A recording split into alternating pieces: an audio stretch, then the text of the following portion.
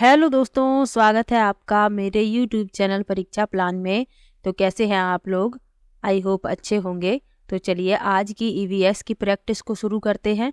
सभी प्रश्न महत्वपूर्ण हैं, तो कृपया वीडियो में अंत तक बने रहिए। और नए प्रश्न हैं, कल के वीडियो में भी मैंने नए प्रश्न लिए थे, आज के वीडियो में भी मैं नए प्रश्न लूँगी।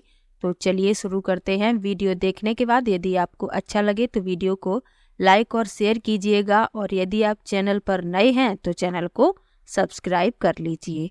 तो चलिए शुरू करते हैं आज के वीडियो को।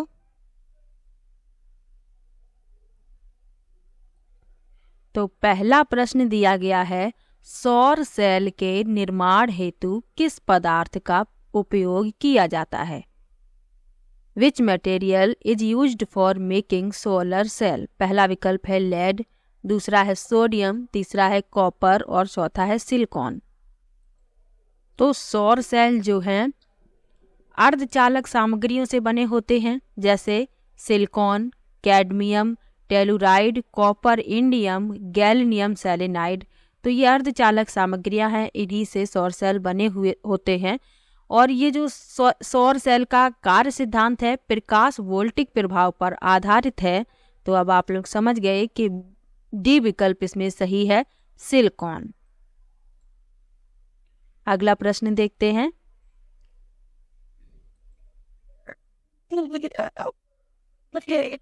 लिखा है, नर चिड़िया बहुत सारे सुंदर बनावट वाले घोंसले बनाता है और मादा चिड़िया इनमें से सबसे बढ़िया घोंसला अपने अंडे देने के लिए चुनती है। यह कौन सी चिड़िया है? पहला विकल्प है बया, दूसरा है फाख्ता, तीसरा है दर्जन चिड़िया और चौथा है शक्करखोरा।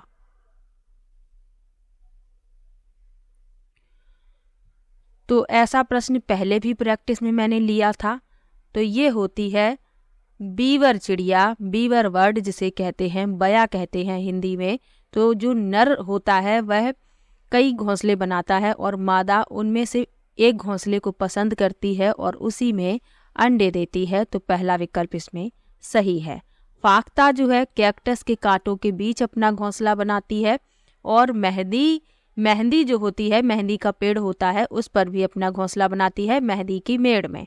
दर्जन चिड़िया जो होती है पत्तों को आपस में सिल लेती है और उसकी जो थैली नुमा बन जाती है उसी में अंडे देती है। और जो शक्करखोरा जिसे सनबर्ड कहते हैं, तो ये अपना घोंसला एक छोटे पेड़ या झाड़ी की शाखा से लटकता हुआ बनाता है। तो ये भी आपको याद रखना है।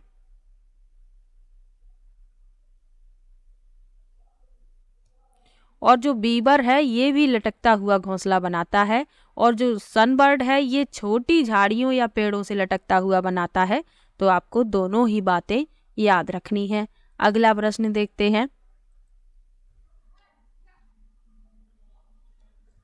लिखा है, निम्नलिखित में से कौन से कीट समूह में रहते हैं और उन सभी की विशिष्ट भूमिकाएं बटी हुई हैं? पहला विकल्प है मधुमक्खी, चींटियां, मकड़ी, दूसरा है ततैया, दीमक, चींटियां, तीसरा है चींटियां, मच्छर, मकड़ी और चौथा है मधुमक्खी, घर में पाई जाने वाली मक्खी और दीमक। तो वह समूह आपको बताना है जिसमें सभी कीट समूह में रहना पसंद करते हैं और उन सभी की विशिष्ट भूमिकाएं बटी हुई हैं। तो इसमें बी विकल्प आपका सही हो जाएगा, ततैया, दीमक और चींटियां ये ग्रुप में रहते हैं और इनमें सभी की जो भूमिकाएं हैं वह बटी हुई होती हैं। जैसे मधुमक्खी के बारे में बताया था कि मधुमक्खी के छत्ते में 3 प्रकार की मधुमक्खियां पाई जाती हैं। तो इसी प्रकार से जो ततैया होती है, इसका जो समूह होता है उसमें भी 3 प्रकार की ततैया पाई जाती हैं, रानी, नर और श्रमिक। जिस प्रकार से मधुमक्खी में पाई जाती हैं उसी प्रकार से ततैया में पाई जाते हैं, और इनका वही कार्य भी होता है। रानी जो होती है वह अंडे देती है, नर कोई विशेष कार्य नहीं करते हैं, और जो श्रमिक होती हैं वो छत्ता बनाती हैं, बच्चों की देखभाल करती हैं। तो ये सब कार्य करती हैं। चींटियां भी समूह में रहती हैं, आप लोगों को पता है, एक साथ चलती हैं, एक कतार बनाकर चलती हैं। और दीमक भी उसी प्रकार से समूह में रहते हैं। तो इसमें बी विकल्प आपका सही हो जाएगा। मकड़ी जो है ये समूह में नहीं रहती है, ये विशेष रूप से आपको याद रखना है, ये अकेली रहती है। आपने इसके जाले में भी देखा होगा, ये अकेली फंसी रहती है उसमें, ये किसी के साथ नहीं रहती। तो ये आपको याद रखना है। अगला प्रश्न देखते हैं।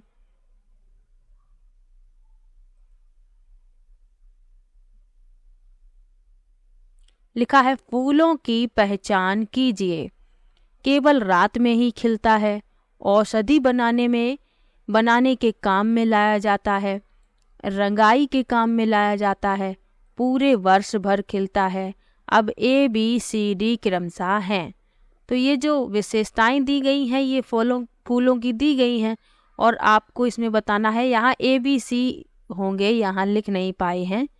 ये ए होगा, ये बी होगा, ये सी होगा और ये डी होगा। तो इसमें बताना है आपको।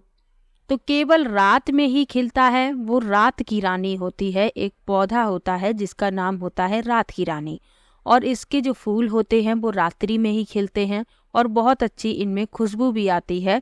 तो ये तो हो गया रात की रानी, ए हो गया रात की रानी। बी में लिखा है औषधि बनाने के काम में लाया जाता है।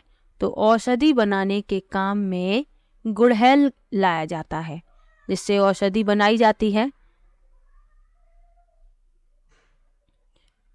और रंगाई के काम में लाया जाता है, तो गेंदा जो है ये रंगाई के काम में लाया जाता है और पूरे वर्ष भर गुलाब का फूल खिलता है। तो अब आप इस क्रम में देख लीजिए, रात की रानी हो गया ए, बी हो गया गुड़हल, तीसरा हो गया गेंदा और डी हो गया गुलाब। बी विकल्प इसमें आपका सही हो जाएगा। बिल्कुल नए प्रश्न लिए हैं, एक दो प्रश्न हो सकता है पिछले प्रैक्टिस से हों, लेकिन मैंने कोशिश की है कि सभी प्रश्न नए ही हों। अगला प्रश्न देख लेते हैं। लिखा है भारत के अनेक इलाकों में पाई गई बावड़ियों के संबंध में कौन सा कथन सही नहीं है, यानी जो गलत है वह बताना है। पहला लिखा है ये संरक्षण की पारंपरिक व्यवस्था है। दूसरा है बावड़ियों का जल पीने के लिए उपयोग में नहीं लाया जा सकता।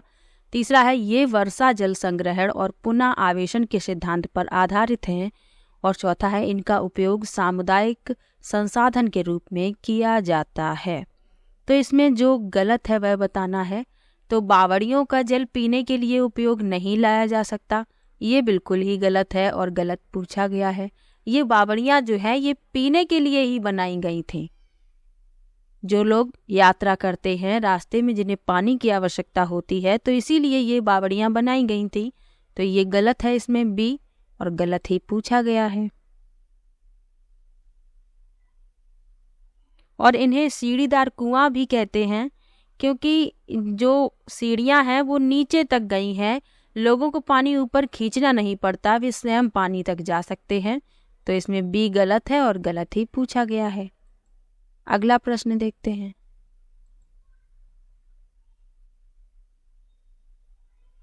एक रेलगाड़ी अहमदाबाद से त्रिवेंद्रम की ओर जाते हुए कई सुरंगों से गुजरती है। ये सुरंगें किन पहाड़ियों में हैं? पहला विकल्प है पूर्वी घाट, दूसरा है पश्चिमी घाट, तीसरा है हिमालय और चौथा है अरावली। तो एक रेलगाड़ी है अहमदाबाद से त्रिवेंद्रम यानी केरल की ओर जा रही है, तो उसे कई सुरंगें मिलती हैं। तो ये जो सुरंगें हैं ये पश्चिमी घाट में हैं। बी विकल्प इसमें सही हो जाएगा। और अहमदाबाद से त्रिवेंद्रम की यात्रा जब करेंगे रेलगाड़ी से, तो आपको राज्य मिलेंगे रास्ते में, महाराष्ट्र मिलेगा, गोवा मिलेगा, कर्नाटक और उसके बाद केरल मिलेगा। तो बी विकल्प इसमें सही है। और पश्चिमी घाट दक्कन के पठार के पश्चिमी किनारे को चिन्हित करते हैं। पश्चिमी घाट पश्चिमी तट के समानांतर स्थित है। तो ये भी आपको याद रखना है। अगला प्रश्न देख लेते हैं।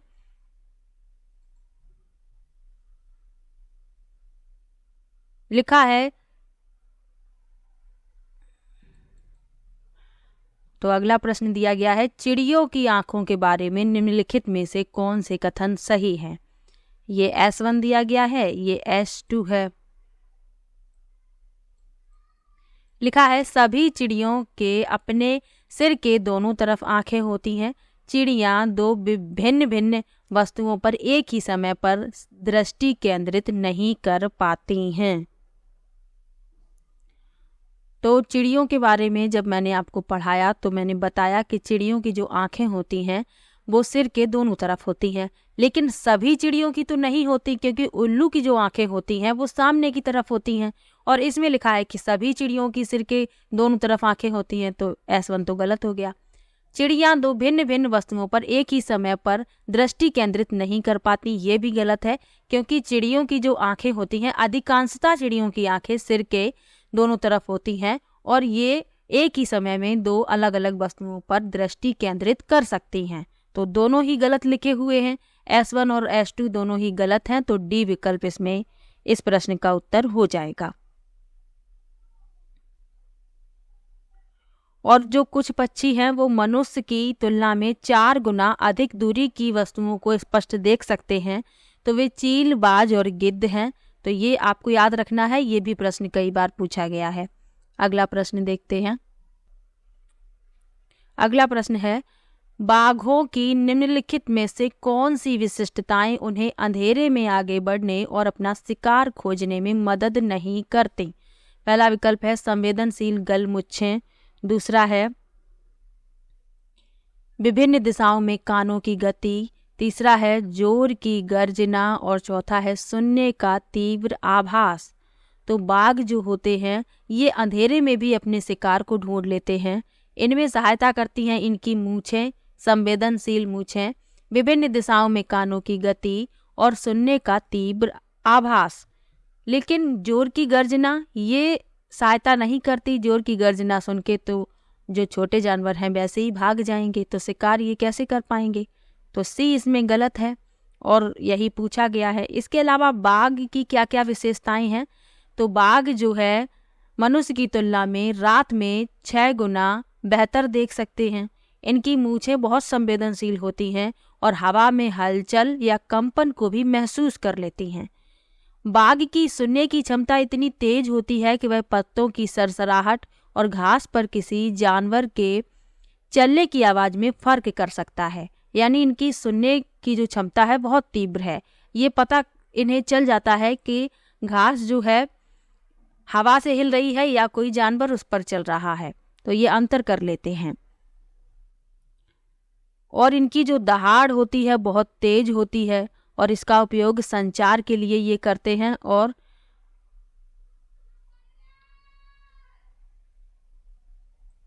और बाघ जो है अपने क्षेत्र को अपने मूत्र से चिन्हित करते हैं। मिलान करना है, राष्ट्रीय पार्क दिए गए हैं और राज्य दिए गए हैं, और कौन सा पार्क किस राज्य में है ये मिलान करना है। तो चलिए मिला लेते हैं। सबसे पहले लिखा है जिम कॉर्बेट, तो जिम कॉर्बेट उत्तराखंड में है, इसे मिला देंगे दूसरे से। काजीरंगा असम में है और यहाँ पर एक सींग वाले गैंडे पाए जाते हैं, तो ये आपको याद रखना है। रणथंबोर जो है ये राजस्थान में है और गिर गुजरात में है, तो इस क्रम में इन्हें मिला देंगे, तो B विकल्प इसमें सही हो जाएगा।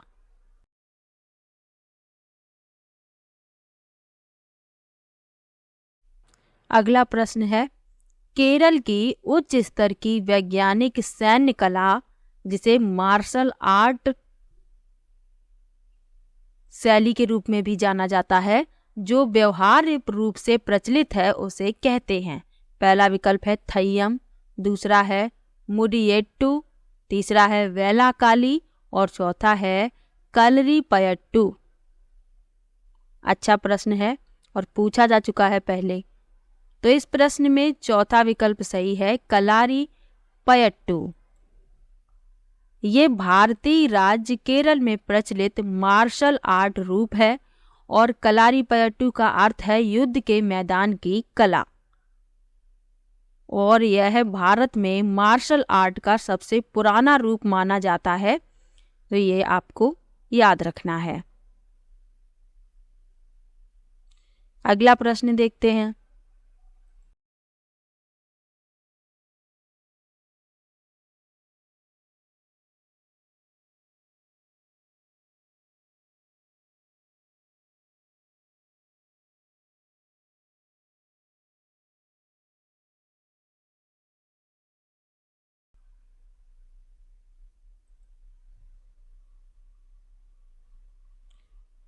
लिखा है निम्नलिखित में से कौन से पदार्थों को आप जल से कपड़े के द्वारा छानकर अलग कर सकते हैं। पहला विकल्प है दूध, नमक, दूसरा है नमक, चीनी, तीसरा है हल्दी पाउडर, तेल और चौथा है चॉक पाउडर और रेत। तो पूछा गया है कि किस पदार्थ को आप जल से कपड़े के द्वारा छानकर अलग कर सकते हैं, तो वह है चाक पाउडर और रेत। जब आप चाक पाउडर को जल में घोल देंगे तो थोड़ी देर बाद वह जल की तली में, बर्तन की तली में इकट्ठी हो जाएगी। इसी प्रकार से रेत भी है, तो इसे छानकर अलग किया जा सकता है। डी विकल्प इसमें सही हो जाएगा। अगला प्रश्न देखते हैं। निम्नलिखित में से कौन सा समूह एक ही प्रकार के खाने की सामग्री से बना है।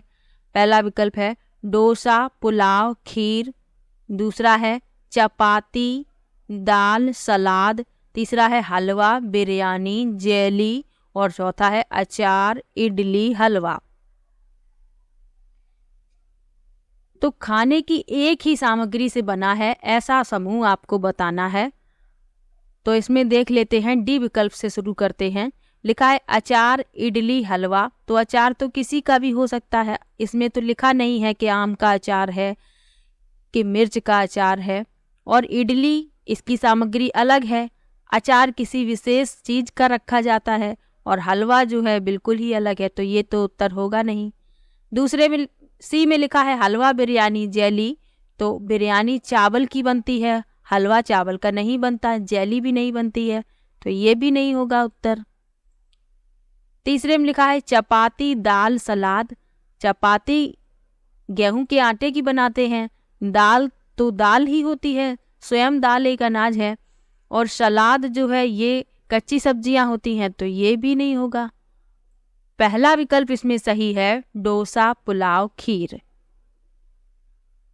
क्योंकि डोसा जो है ये चावल के आटे का बनता है, पुलाव ये भी चावल के बनते हैं, और खीर वो भी चावल की बनती है, तो तीनों की सामग्री एक ही है, पहला विकल्प। अगला प्रश्न है मुकुल हस्त मुद्रा जो सभी उंगलियों के सिरों को जोड़कर बनती है, दर्शाती है।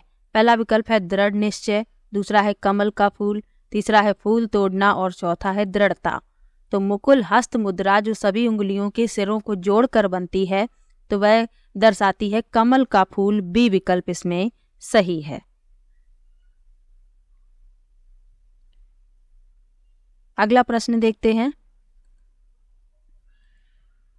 एक व्यक्ति जिसमें रक्तहीनता की पहचान हुई है, उसको क्या खाने पीने की सलाह दी जाएगी। यानी व्यक्ति को एनीमिया है तो उसे क्या खाना चाहिए, ये पूछा गया है। पहला विकल्प है चुकंदर का रस तथा पालक, दूसरा है अनार का रस तथा दूध से बने पदार्थ, तीसरा है नींबू पानी तथा जेली और चौथा है खीरा तथा टमाटर का सूप। तो यदि किसी व्यक्ति को एनीमिया है तो उसे वह चीज़ें खाने की सलाह दी जाती है जिनमें लौह तत्व यानी आयरन प्रचुर मात्रा में होता है। तो चुकंदर का रस और पालक, इसमें आयरन पाया जाता है, तो पहला विकल्प इसमें सही हो जाएगा। अगला प्रश्न देखते हैं। लौह तत्वों से प्रचुर खाद्य सामग्री का समूह है। पहला विकल्प है आंवला, पालक, गुड़, दूसरा है आंवला, टमाटर, गुड़, तीसरा है पालक, बंद गोभी, टमाटर और चौथा है आंवला, बंद गोभी, गुड़। तो लौह तत्वों से प्रचुर खाद्य सामग्री का समूह है आंवला, पालक, गुड़, पहला विकल्प इसमें सही हो जाएगा। अगला प्रश्न देखते हैं। पक्षी निश्चित समय पर अपने पंखों को खो देते हैं, यह प्रक्रिया कहलाती है। पहला विकल्प है हाइबरनेशन यानी शीत स्वाप, दूसरा है स्ट्रिडुलेशन यानी झंकारना, तीसरा है मोल्टिंग यानी झाड़ना और चौथा है सेलिंग यानी छिलना। तो पक्षी जो है एक निश्चित समय के बाद अपने पंखों को खो देते हैं, तो यह कहलाता है मोल्टिंग यानी झाड़ना। सी विकल्प इसमें सही है। तो यह एक प्राकृतिक प्रक्रिया है जो पक्षियों को पुराने घिसे हुए पंखों को नए के साथ बदलने की अनुमति देती है। तो पुराने पंख झड़ जाते हैं, उसकी जगह पर नए पंख आ जाते हैं। सी विकल्प इसमें सही हो जाएगा। अगला प्रश्न देखते हैं। पक्षियों के पंखों के दोनों ओर का मुलायम भाग कहलाता है। पहला है बार्ब, दूसरा है रेचिस, तीसरा है क्विल और चौथा है कैलेमस। तो पक्षियों के पंखों के दोनों ओर का मुलायम भाग बार्ब कहलाता है। पहला विकल्प इसमें सही हो जाएगा। अब ये जो और विकल्प लिखे हुए हैं ये क्या कहलाते हैं, इनके बारे में भी जानना आवश्यक है। तो रेचिस जो है पक्षियों के पंखों का मुख्य शाफ्ट है जो आधार से सिरे तक फैला होता है। क्विल जो है कैलेमस के नाम से भी जाना जाता है और पक्षी की त्वचा से जुड़े पंख का हिस्सा है। तो ये और ये एक ही इनके नाम है। अगला विकल्प देखते हैं। मलेरिया से ग्रस्त व्यक्ति के सामान्यतः लक्षण होंगे। पहला विकल्प है बुखार के साथ खांसी व जुकाम, दूसरा है दस्त और बुखार, तीसरा है ठंड लगना और बुखार और चौथा है त्वचा पर फफोले और बुखार। तो मलेरिया से ग्रस्त है कोई व्यक्ति तो उसके लक्षण हैं ठंड लगना तथा बुखार। सी विकल्प इसमें सही हो जाएगा। मलेरिया की दवा सिनकोना पेड़ के छाल से बनाई जाती है और डेंगू, चिकनगुनिया और मलेरिया तीनों ही मच्छरों द्वारा फैलते हैं। ये भी आपको याद रखना है। अगला प्रश्न है। जिस राज्य में नेहरू इंस्टीट्यूट ऑफ माउंटेनियरिंग स्थित है उसका नाम है। पहला विकल्प है उत्तर प्रदेश, दूसरा है उत्तराखंड, तीसरा है हिमाचल प्रदेश और चौथा है झारखंड। तो Nehru institute of mountaineering Uttarakhand में स्थित है। बी विकल्प इसमें सही है और इसकी स्थापना 14 नवंबर 1965 को उत्तरकाशी में पंडित जवाहरलाल नेहरू की इच्छा का सम्मान करने के लिए की गई थी और यह भारत का एकमात्र पर्वतारोहण संस्थान है। तो ये भी आपको याद रखना है। इसके अलावा उत्तराखंड में फूलों की घाटी भी है। तो एक प्रश्न ये भी पूछ लिया जाता है तो आपको याद रखना है। अगला प्रश्न देखते हैं। उस मादक द्रव्य की पहचान कीजिए जो एक भ्रांतिजनक मादक द्रव्य का उदाहरण नहीं है। पहला है LSD, दूसरा है हाशिश यानी भांग, तीसरा है कैनाबिस और चौथा है पेंसिलिन। तो भ्रांतिजनक मादक द्रव्य का उदाहरण नहीं है पेंसिलिन। डी विकल्प इसमें सही हो जाएगा, पेंसिलिन। अगला प्रश्न देख लेते हैं। जन संरक्षण में संलिप्त अलवर जिले से भारत का जल पुरुष कहे जाने वाले इस पर्यावरणवादी का नाम है। पहला विकल्प है जादव पयंग, दूसरा है राजेंद्र सिंह, तीसरा है मेधा पाटकर और चौथा है आबिद सुरती। तो जल पुरुष कहे जाते हैं भारत के राजेंद्र सिंह। बी विकल्प इसमें सही हो जाएगा। अगला प्रश्न देख लेते हैं। वह प्रतिरूप जो कश्मीरी हाउस बोट पर चौखटी आरा पहेली के जैसे दिखता है वह है, यानी जिग्सा पहेली जैसे दिखते हैं। पहला विकल्प है देवबंद, दूसरा है मेहराब, तीसरा है मुकरना और चौथा है खत्मबंद।